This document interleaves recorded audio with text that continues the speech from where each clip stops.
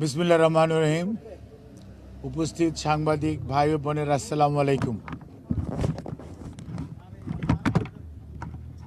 আমরা সবাই জানি বিএনপি চেয়ারপারসন দেশনেত্রী বেগম খালেদা জিয়া 23 নভেম্বর থেকে আজ অবধি এভার কেয়ার হসপিটালে চিকিৎসাধীন আছেন।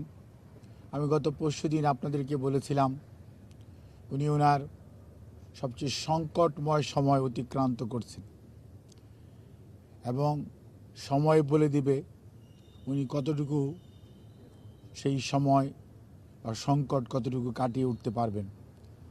আজকে আপনারা লক্ষ্য করেছেন বাংলাদেশ জাতীয়তাবাদী দলের ভারপ্রাপ্ত চেয়ারম্যান জনাব তারেক রহমান, ওনার সহধর্মিণী ডক্টর জুবাইদা রহমান এবং মরহুম আরাফাত রহমান কোকর, সহধর্মিণী সৈয়দা শামিলা রহমান এবং দেশনেত্রী বেগম খালেদা জিয়ার ছোট ভাই, বড় বোন সহ সকল আত্মীয় স্বজন হসপিটালে এসেছিলেন। অনেকে এখন হসপিটালে অবস্থান করছেন।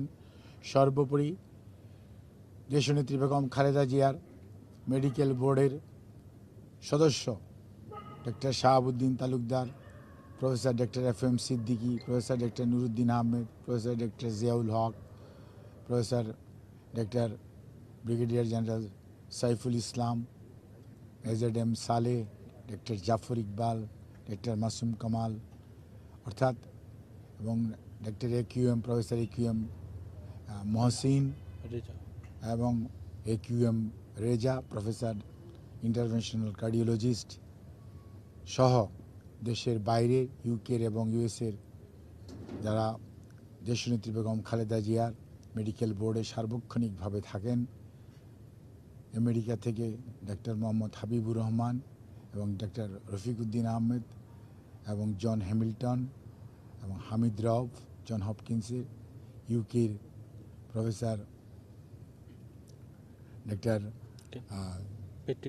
Patrick Kennedy, professor doctor Jennifer Cross এবং প্রফেসর ডক্টর রিচার্ড এবং আমাদের ডক্টর শাকিল ফরিদ সহ ডক্টর খালেদ সহ আরও যে সকল চিকিৎসকরা সব সময় অংশগ্রহণ করেন, ওনারা সবাই এখন পর্যন্ত ওনার চিকিৎসার ব্যাপারে সার্বক্ষণিকভাবে ওনার চিকিৎসা তদারকি করছেন। সেজন্য অনেক সদস্য এই মুহূর্তেও হসপিটালে অবস্থান করছেন, যারা বাংলাদেশে আছেন এবং দেশের বাইরের যারা আছেন তাদের মধ্যে সবাই অনলাইনে আছেন। ভার্চুয়ালি তাদের পরামর্শ নেওয়া হয়েছে। সকালবেলাও মেডিকেল বোর্ড হয়েছিল। কাজে এই অবস্থায় উনি অত্যন্ত একটি সংকটময় সময় অতিক্রম করছেন।